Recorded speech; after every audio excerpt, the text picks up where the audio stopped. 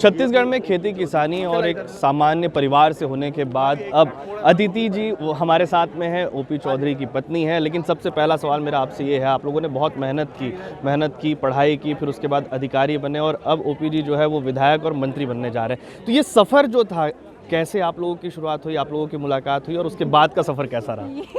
मुलाकात की बात है। मैं गवर्नमेंट मेडिकल कॉलेज रायपुर से हूँ एंड वो म्यूनसिपल कमिश्नर रायपुर थे, तब मुलाकात हुई।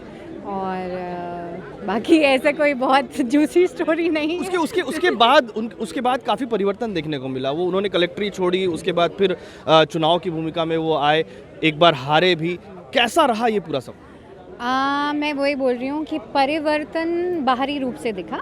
एज ए पर्सन जो वो हैं, जो अपने संघर्षों से वो इंसान बने हैं, जो वो मैं ये बोलूँगी जो इवन वो कलेक्टिव यूपीएससी क्लियर करने से पहले से जो इंसान बन चुके थे, वो वही इंसान अभी भी हैं। वो अलग अलग रोल्स में रहे हैं, दुनिया ने उनको अलग अलग रोल्स में देखा है।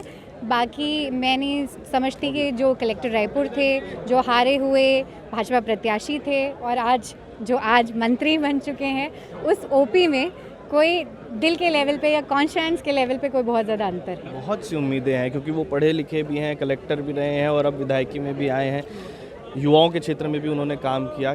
कैसे रहेगी उनकी पूरी भूमिका? लोगों की भावनाओं के साथ में कैसे वो जुड़ पाएंगे?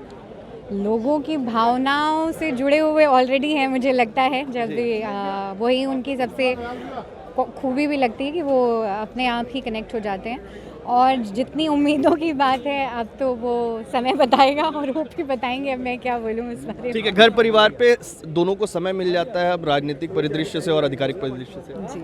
मैं खुद भी ज़्यादा फ्री रहती नहीं हूँ, तो वही है। तो दोनों ही बिजी रहते हैं। हाँ जी, दोनों ही बिजी रहते हैं और इस बिजी वक्त से ही समय निकालकर पहले वो कलेक्टर बने। कलेक्टर बनने के बाद उन्होंने कलेक्ट्री की पद छोड़ी और उसके बाद फिर वो विधायक बनने के लिए सबसे पहले खरसिया से चुनाव लड़े ओपी चौधरी। और ओपी चौधरी जब खरसिया से चुनाव हार गए, उसके बाद अब दोबारा जब वो रायगढ़ से चुनाव रहे, तो चुनाव लड़ने के बाद एक बड़ी जनमत के साथ में उनको जीत हासिल हुई है। और जिस तरीके से उनकी पत्नी अदिति बता रही थी कि उनका जो पूरा समय रहा है वो इसी काम को लेकर रहा है कि किस तरीके से वो जनता की सेवा कर पाए। पहले कलेक्ट्री के रूप में अधिकारी बनकर सेवा की और उसके बाद अब विधायक और मंत्री बनकर सेवा करेंगे। लेकिन अब भी दोनों के बीच में समय की कमी जो है वो सबसे बड़ी वजह होती है। लेकिन जनता के लिए काम करने के लिए किस तरीके से वो समय निकालेंगे, ये भी आने वाला वक्त ही बताएगा।